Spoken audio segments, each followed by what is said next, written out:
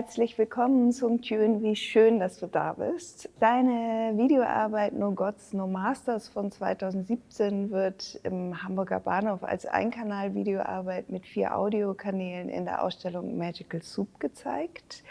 Magical Soup lotet das Verhältnis zwischen Bild, Sound und verschiedenen Lebensentwürfen und Lebenswirklichkeiten aus. Die Ausstellung fragt danach, wie Sprache, Laute, Klänge und visuelle Eindrücke gesellschaftlich geprägte Wahrnehmungsmuster aufrufen, aber auch unterlaufen. In deinem Werk No Gods, No Masters verwebst du verschiedene Lebenswirklichkeiten, autobiografische Elemente und historische Ereignisse. Auf einem der 4 Kanäle ist das Ghost Tape Number 10 zu hören, das von der US-amerikanischen Armee in Vietnam entwickelt und gegen die Vietcong eingesetzt wurde. Kannst du uns sagen, was in den Bildern zu sehen ist und was das Ghost Tape Number 10 ist? In meiner Videoarbeit bin ich eigentlich auf der Suche nach diesem Geist, also nach dem Ghost auf Tape Number 10 sozusagen. Und ich bin in den Mekong-Delta gereist, ganz spezifisch Mawk Gai, wo dieses Ghost Tape Number 10 damals Ende der 1960er Jahre der Landschaft sozusagen ausgesetzt wurde. Und in meiner Videoarbeit sehen wir einerseits die Bilder von dieser Landschaft und sie werden eigentlich diesen Bildern von dem Haus meines Opas gegenübergestellt.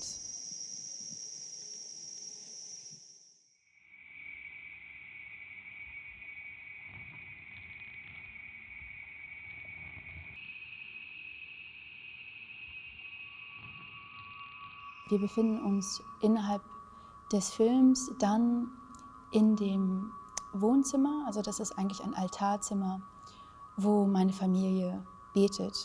Und das passiert jedes Mal, wenn ich nach Vietnam komme. Innerhalb der Videoarbeit hören wir dann auch Ghost Tape Number 10, das sich dann auch wieder verwebt mit einem Gebet, das meine Familie dann ausführt, während ich da bin.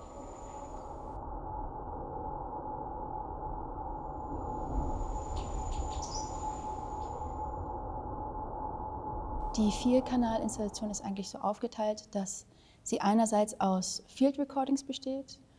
In einem anderen Kanal hört man tatsächlich das Ghost Tape, das also entwickelt wurde von Psyops. Wir hören elektronische Sounds, die ich gemeinsam entwickelt habe mit einem Komponisten, und das Gebet meiner Familie. Und innerhalb der Ausstellung bei Magical Soup kommen diese einzelnen Soundkanäle halt zusammen. Und je nachdem, wo man sich befindet, hört man einfach einzelne Elemente, die dann zusammen sozusagen das Soundscape entwickeln.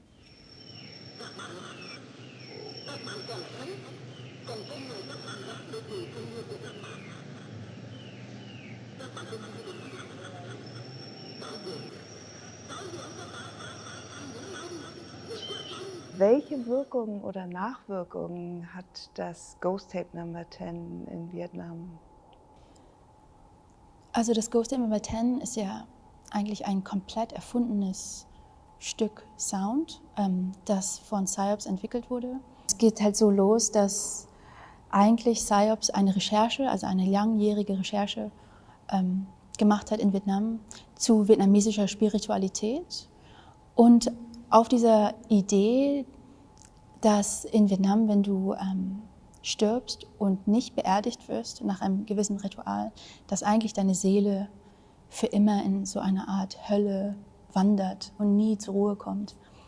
Und Psyops hat eigentlich genau diese Idee aufgefasst und daraus eine Soundwaffe entwickelt. Also Ghost Tape Number 10 ist eigentlich eine 4-minütige Soundwaffe, in der ein vietnamesischer Schauspieler auf Vietnamesisch einen Text spricht. Also er ist ein Vietcong-Soldat, der nach seiner Frau ruft, nach seinen Kindern ruft und eigentlich seinen Freunden sagt, dass sie nach Hause gehen sollen, weil er einen sinnlosen Tod im Krieg gestorben ist. Und natürlich ist es unglaublich, also ich finde die Soundwaffe unglaublich effektiv, weil sie durch Sprache und aber auch so Rauschen, es kommt, also der Geist wird erweckt durch ein Echo, genau, eine Idee tiefen Glaubens eigentlich vermittelt. Und so nimmt das Ghost Tape eigentlich Einfluss auf die anderen Soldaten. Und die Nachwirkungen kann man bis heute eigentlich sehen, weil bis heute es immer noch eine Ökonomie gibt, wo Familien nach den Knochen ihrer Vorfahren suchen und versuchen, diese dann zu beerdigen.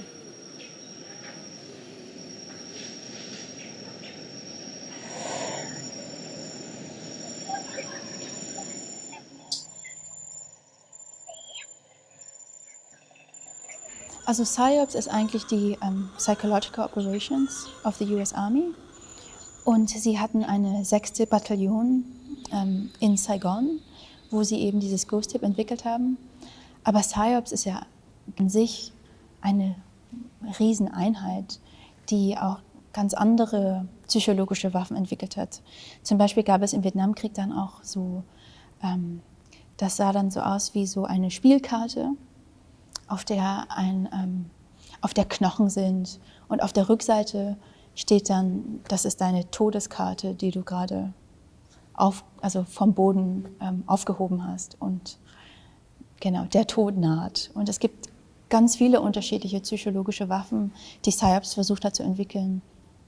Und mich hat Ghost Tip Number 10 interessiert, weil es gerade auf die Spiritualität so viel Einfluss nimmt und auf natürlich auf unser tiefstes Glauben oder auf unser tiefstes Wesen, worin wir eigentlich so eine Sinnfindung finden. Und es hat das natürlich dann pervertiert und gegen die Bevölkerung verwendet, die daran glaubt.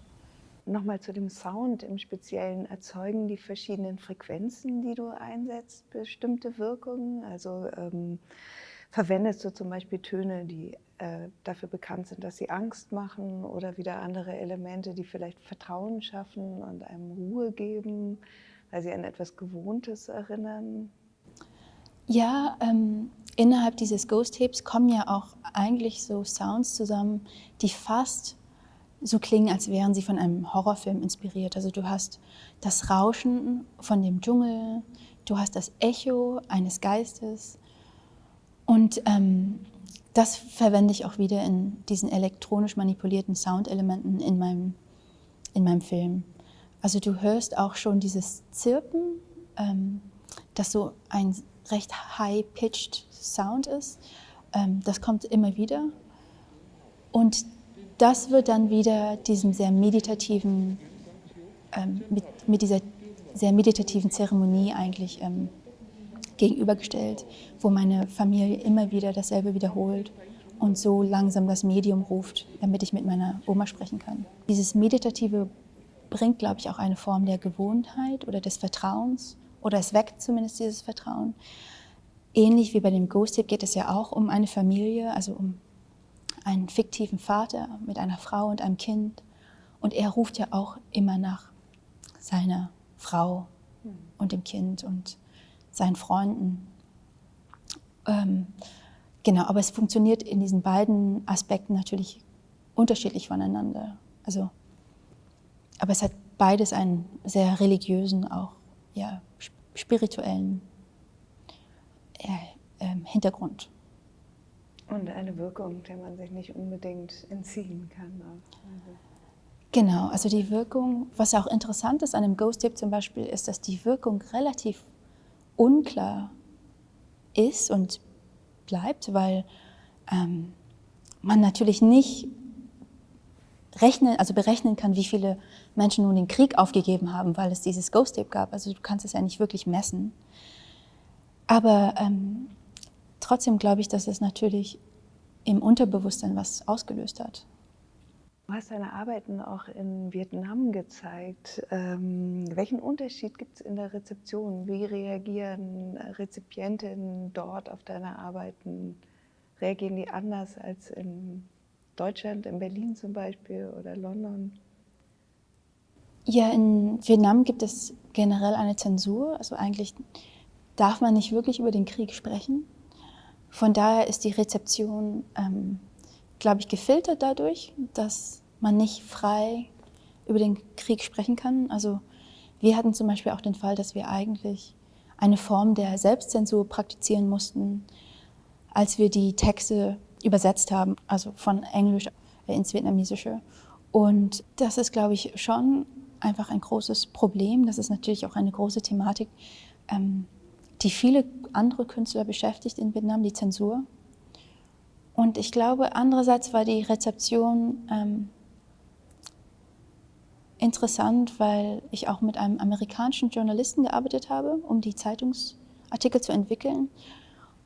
Und ich mit Absicht eigentlich so eine Perspektive von außen versucht habe, auch wiederzugeben, anstatt zu sagen, ich bin Vietnamesin und das ist mein Blick, war mir das eigentlich ziemlich wichtig zu sagen, ich komme aus Europa oder ich habe die letzten 20 Jahre meines Lebens in Europa verbracht und das ist meine Sicht, die ich mitbringe.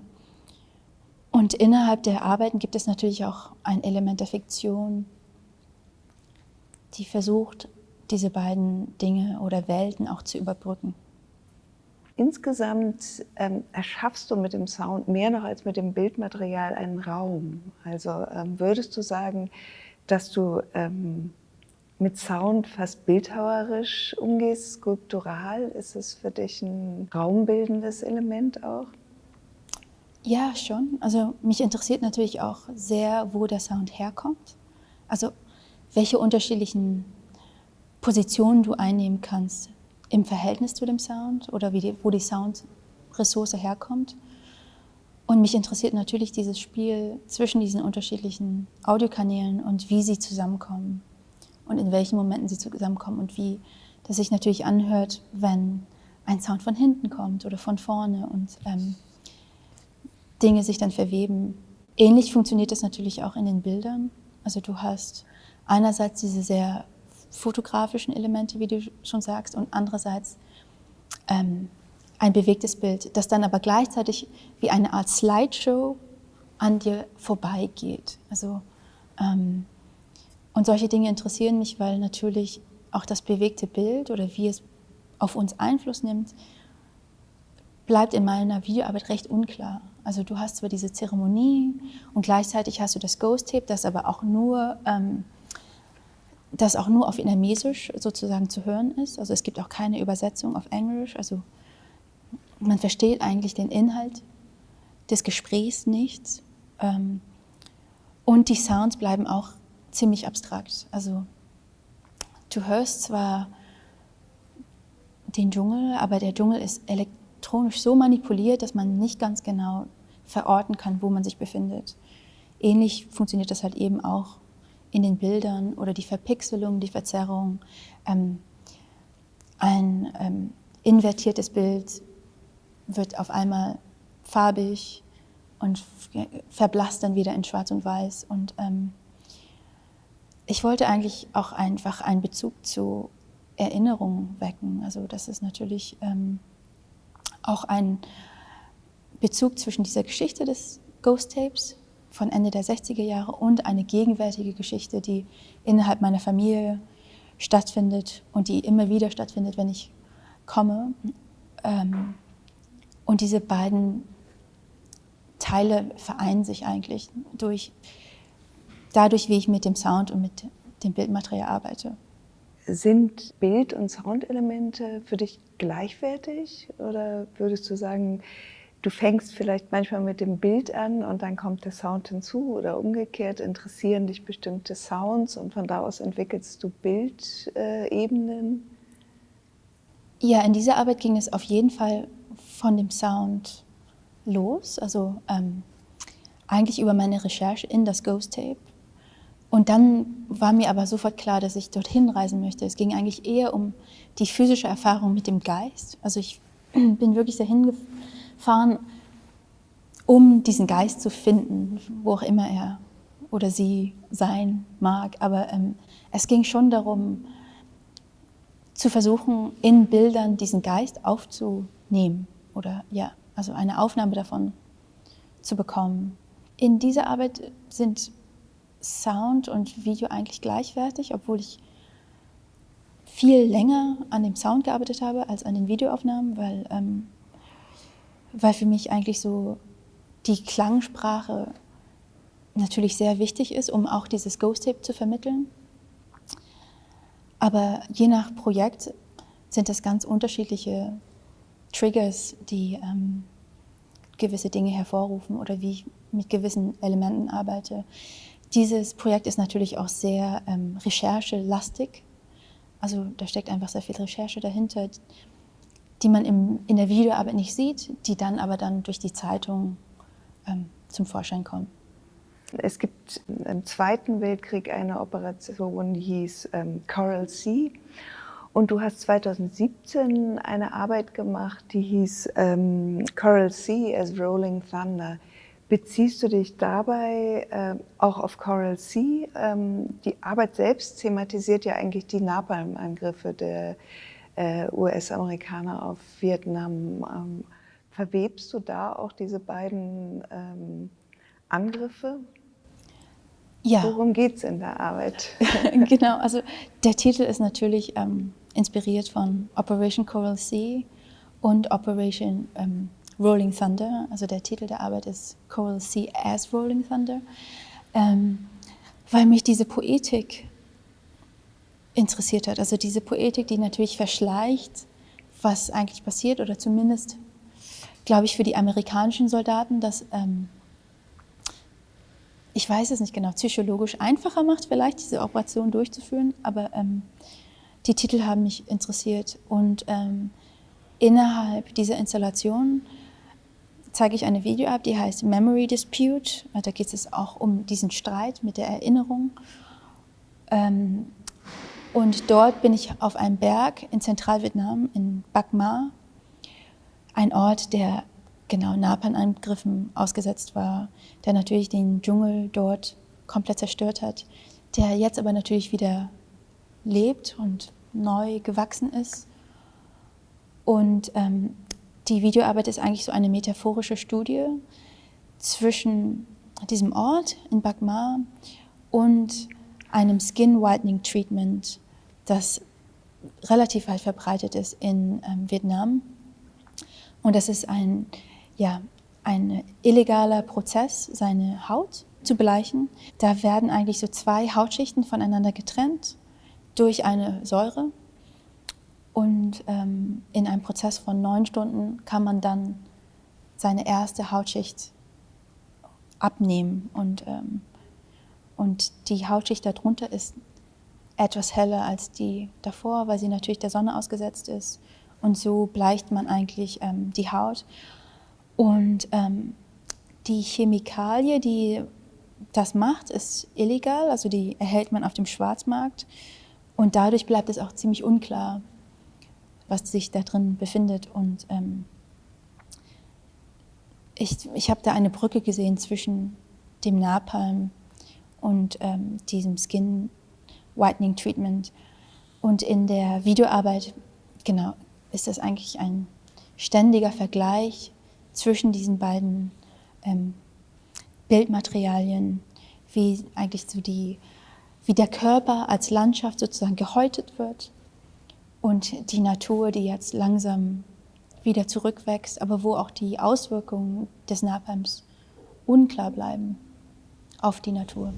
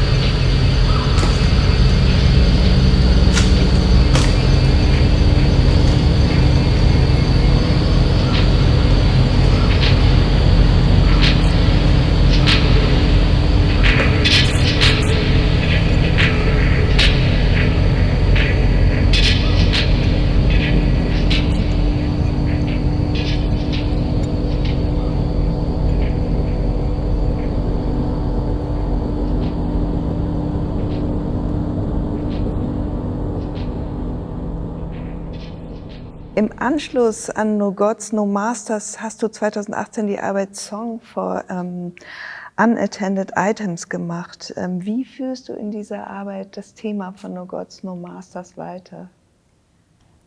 Genau, Song for Unattended Items ist eine 12-Kanal-Soundinstallation in Taschen, die ich alle gespendet bekommen habe von Freunden und Kollegen und Familie. Und in der Arbeit habe ich mich eigentlich für das Phänomen Post-Traumatic Stress Disorder interessiert, das natürlich viele vietnamesische und amerikanische Soldaten natürlich auch im Vietnamkrieg erlebt haben. Und die Arbeit geht eigentlich von diesem einen Bild aus, was ich innerhalb meiner Recherche gefunden habe, wo ein amerikanischer Soldat in der Landschaft steht, also in einem Wald, und er hat einen Rucksack auf mit 6 Lautsprechern, wo er eigentlich das Ghost Tape abspielt. Und darauf basierend habe ich in der Royal Academy of Arts in London diese Ausstellung gemacht, wo es 12 Taschen gibt und innerhalb jeder Tasche gab es eine Soundressource und die haben eigentlich zusammen sozusagen dieses Soundscape entwickelt. Und ich habe eigentlich nur harmlose Sounds verwendet, also zum Beispiel hörst du Crickets und auf einmal hörst du den Wald im Sommer. Plötzlich kommt ein Helikopter und neben dem Helikopter kommt ein Feuerwerk und dann habe ich zum Beispiel ein Kaminfeuer aufgenommen. Aber sobald diese Sounds zusammenkommen, klingt es fast wie eine Gefahrenzone, weil natürlich also Menschen, die Post-Traumatic Stress Disorders erlebt haben, also den Sound von Feuerwerk eigentlich mit Bomben fast gleichsetzen, also zumindest assoziieren. Und genau, ein Kaminfeuer klingt dann so wie ein Brand und ein Helikopter erinnert einfach an Flugzeuge, die natürlich während des Kriegs auch in der Luft waren. Und so entsteht eigentlich dieser Soundscape aus eigentlich sehr harmlosen Sounds, die dann zusammenkommen, aber eine Art von Unruhe eigentlich so bewirken. Und natürlich bezieht sich das auch auf einfach diese Gefahr von leer stehenden, alleinstehenden Taschen, die natürlich so in London recht extrem ist. Genau, unattended bags werden eingestuft als gefährlich. Und die Ausstellung ist eigentlich einfach nur ein Raum voller Taschen, die dann diese Sounds machen. Genau, wo das eigentlich so ausgelotet wird. Und in einer Tasche findet sich auch dieser Zeitungsartikel, der auch in Magical Soup ist wieder. Also Troops employ fantastic new tools im Namen. Dieser Zeitungsartikel befindet sich dann auch einfach in einer Tasche und liegt einfach in dieser Tasche da. Man kann dann sich natürlich den Zeitungsartikel durchlesen oder nicht, aber so stelle ich eigentlich diese Beziehung zwischen diesen 2 unterschiedlichen Orten her.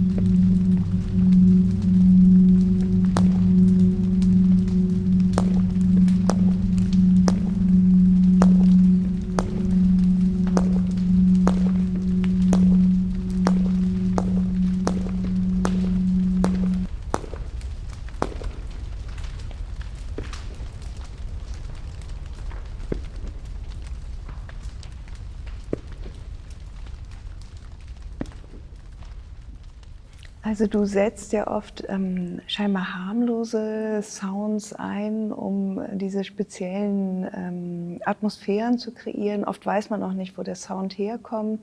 Und jetzt hast du zum Beispiel in München gerade eine Ausstellung im Haus der Kunst, die heißt Zugzwang, wo du die Ouvertüre von Richard Wagners Tannhäuser eigentlich dekonstruierst durch Klänge, die es im Büro auch gibt. Also das Klackern von Schreibmaschinen oder Tastaturen, Telefonklingeln und solche Dinge. Und das Setting ist auch sehr besonders. Du zeigst fast brutalistisch wirkende, große metallische Regale, in denen ganz kleine Elemente zu sehen sind, die auch biografische Bezüge haben. Und der gesamte Raum wird dominiert oder überwacht, würde ich fast sagen, von einem Schreibtisch an einer Stirnseite dessen. Und an den Wänden zeigst du verschiedene Formulare über die gesamten Wandflächen verteilt, auf denen sich ein Schachspiel, eine Schachpartie entfaltet. Und auch hier denkt man natürlich an den Philosophen Ludwig Wittgenstein, der das Sprachspiel mit dem Schachspiel verglichen hat und dass die Bedeutung der Worte sich in ihrer Verwendung erst eigentlich entfaltet und entwickelt. Und welche Verbindung ziehst du zwischen den Dokumenten und dem Schachspiel in dieser speziellen Ausstellung? Ja, du hast es, glaube ich, schon sehr gut zusammengefasst mit Wittgenstein. Also innerhalb dieser Dokumente sind ja eigentlich nur die Fragen zu sehen. Also es sind eigentlich immer nur die Formulare. Also du siehst ein 10-seitiges Formular für Asyl, dann gibt es eine Wohnanmeldung, also eine Art Meldeschein und dann eine Bewerbung für Staatsbürgerschaft. Und ich habe gewisse Dinge in diesen Dokumenten geändert. Also es gibt Titel, die ich verändert habe. Oder ich habe Staaten einfach rausgenommen. Also es geht um keinen spezifischen Staat in diesen Dokumenten. Und mich interessiert natürlich, wie die Fragen gestellt werden zum Asylbewerber und auch eigentlich die Möglichkeit, ja, wie sie darauf antworten können. Weil du musst ja jedes Mal, wenn du dich zum Beispiel für Asyl bewirbst, du musst ja eigentlich den Regeln folgen und also du musst deine Rechte einnehmen, aber gleichzeitig musst du deine Geschichte so formulieren, dass sie natürlich in den rechtlichen Rahmen passen, um dann auch als sozusagen Refugee anerkannt zu werden. Und das Schachspiel für mich, also es ist ein Strategiespiel, wo 2 Personen gegeneinander spielen. Und leider ist es so, dass der Schlauere in dem Spiel gewinnt. Also es ist kein Zufall bei Schach, wer gewinnt, sondern wer eigentlich intelligenter und strategischer das Spiel spielt, hat einfach am Ende größere Chancen, das Spiel zu gewinnen. Und so sehe ich das manchmal auch mit diesen Formularen, weil natürlich du von Anfang an restriktiert wirst in deinen Bewegungen, in deinem Handeln. Und so lote ich das eigentlich aus. Also anstatt die Formulare auszufüllen oder gewisse Informationen zu geben, verfolgst du über diese 31 Formulare dieses Schachspiel, das am Ende einen Sieger oder beziehungsweise Verlierer dann bloßstellt. Ja. Und diese Ouvertüre des Tannhäusers verteilt sich ja auch über den Raum. Also man kann es nicht direkt lokalisieren, wo die Klänge eigentlich herkommen. Also die Mehrkanal-Soundinstallation ist in den unterschiedlichen Objekten, die sich im Raum, also in den Regalen und unter dem Bürotisch befinden, versteckt. Und so kommen so unterschiedliche Elemente zusammen. Und für mich war das natürlich auch eine Art, also eine Möglichkeit, Wagners Tannhäuser, also fast eine Parodie zu Wagners Tannhäuser zu entwickeln. Also du hörst dann anstatt der Instrumente einen Drucker, der durchläuft oder das Tippen an der Tastatur und das Klicken einer Maus. Und so verweben sich eigentlich so staatliche Ideale, mit denen ich natürlich auch Wagner assoziiere, als jemanden, der natürlich auch eine Art Idolfunktion natürlich ist für die deutsche Geschichte. So verwebe ich das aber auch mit einem Kontrollstaat und einem bürokratischen Staat, der natürlich auch versucht, seine Mitbürger zu kategorisieren, einzuordnen und in gewissem Maße auch zu kontrollieren.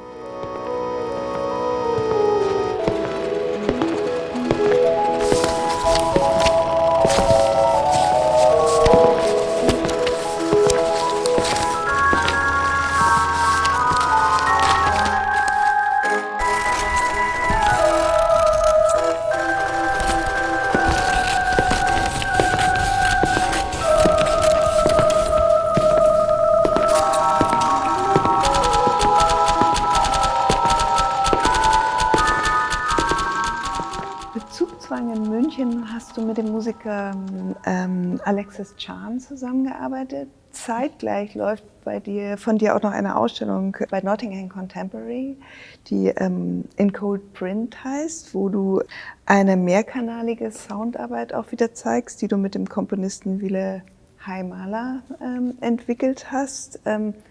Wie unterscheidet sich der Sound in Nottingham Contemporary von dem in München, wo du auf konkrete Geräusche zusammengestellt hast, während du in Nottingham ja eher synthetische Sounds verwendest? Genau, also mit Alexis Chan habe ich eigentlich Sound komponiert. Also wir haben wirklich versucht, Bürosounds aufzunehmen und diese durch einen Score zu filtern, damit wir das auch wieder zurückführen können zu Wagners Ouvertüre zu Tannhäuser. Das war vielmehr eine kompositorische Arbeit, während ich mit Ville viel konzeptueller über das Soundelement nachgedacht habe. Und wir haben zum Beispiel meine Gehirnwellen aufgenommen, wie sie zu dem Havanna-Syndrom reagieren. Und die Gehirnwellen haben wir dann wieder in Soundwellen übersetzt. Und entsprechend wie ich mit Sound arbeite, kollaboriere ich auch mit unterschiedlichen Musikern zusammen. Und die Rolle von Sound in den beiden Ausstellungen ist eigentlich komplett eine andere. Also im Haus der Kunst ist das fast so, als würde das eine Oper, also es gibt so Momente, wo es so fast in so eine komische, stille Oper mit stillen Objekten und Skulpturen ausartet, während das bei Nottingham Contemporary eher darum geht, eine Soundwaffe zu entwickeln, also wirklich zu imaginieren, was wäre, wenn man selber eigentlich eine Soundwaffe entwickelt. Also ausgehend vom Havanna-Syndrom, was man auch innerhalb der Soundarbeit hört. Das Havanna-Syndrom ist ein Phänomen, das aufkam 2016.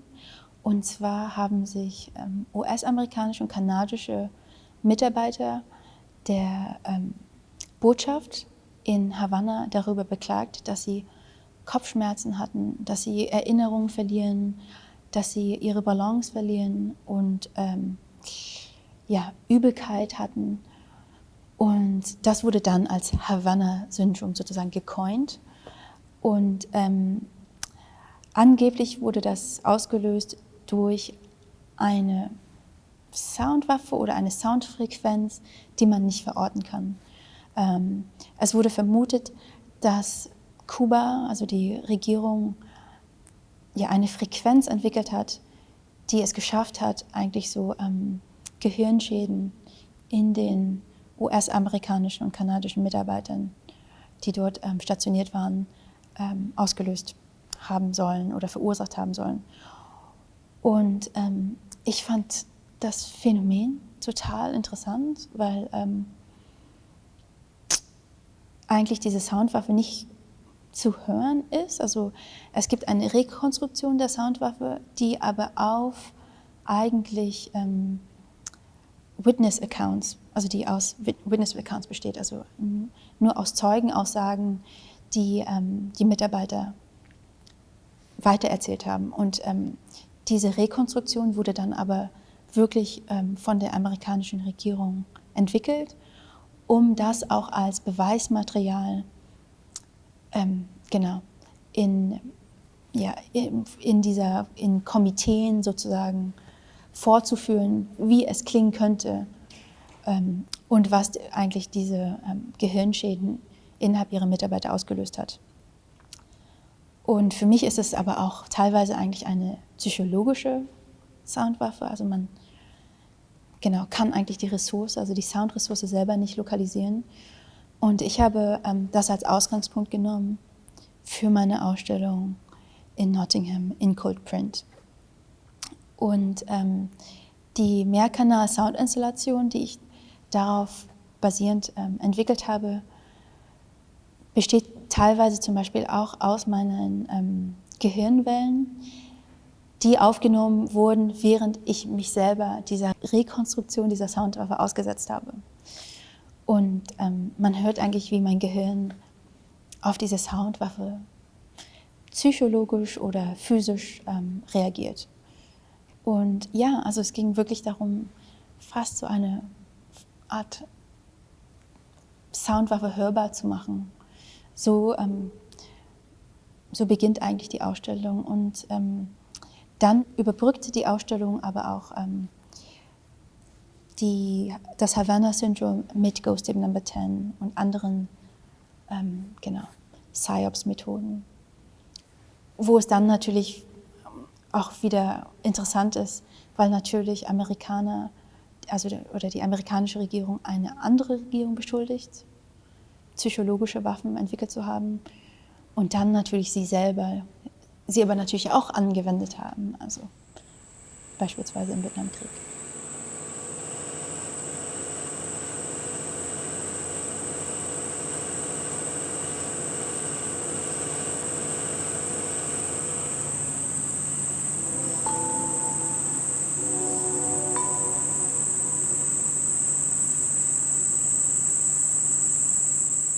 Die Kanäle sind wieder nicht sichtbar und sind eigentlich in diesen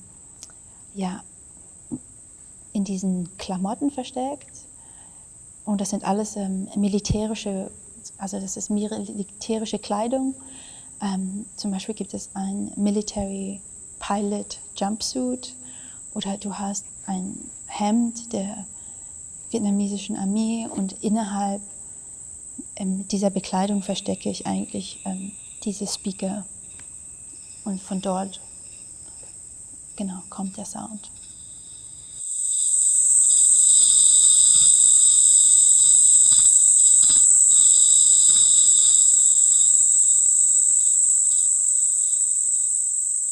Du hast ja auch unterschiedliche Formen des Ausstellens oder Präsentieren von Sound schon ausprobiert. Unter anderem hast du 2015 im Dong Xuan Center hier in Berlin Fake-iPods verkauft. Kannst du etwas über diese Arbeit erzählen? Die Arbeit ist eigentlich wie eine portable Soundinstallation in billigen iPods, also die natürlich imitiert sind. Und man konnte dann in das Don Xuan Center gehen und in demselben Laden, wo es diesen Fake iPod gibt, halt auch mein iPod kaufen. Und du hörst halt dieses sehr traditionelle String-Instrument. Und das wird dann wieder verwoben eigentlich mit so Snippets von so Product Placement Sequenzen von Filmen. Und dann meiner Tour durch das KaDeWe. Also das hört man eigentlich. Und es ist natürlich so auch diese Verwebung mit dem Don Xuan Center, wo natürlich so vietnamesische Tradition oder Küche natürlich zusammentrifft mit einem sehr Deutsch-Berlin-Lichtenberg, mit einer sehr deutsch-Lichtenberger Situation. Und das verwebe ich dann mit natürlich auch einer Ost-West-Politik natürlich, mit dem KaDeWe, Kaufhaus des Westens, und einer natürlich auch sozialen Kluft und einer auch unterschiedlichen Migrationsgeschichte der vietnamesischen Bevölkerung. Natürlich bin ich als Nordvietnamesin, also mein Vater ist über die DDR noch vor der Wende nach Deutschland gekommen, während in Westdeutschland das natürlich alles politische Flüchtlinge vor allem waren aus Südvietnam. Und diese Unterscheidung spiegelt sich, finde ich, bis heute auch in der Stadt wider. Also ja, ich sehe das immer noch. Und du bist mit deiner Mutter ja dann nachgekommen. Genau. Später. Ja. Ich bin 92 eigentlich nach der Wende auch in den ehemaligen Osten, also nach Freital in der Nähe von Dresden. Genau, dort bin ich dann hingekommen. Vielen Dank. Danke. But do you think it's too much like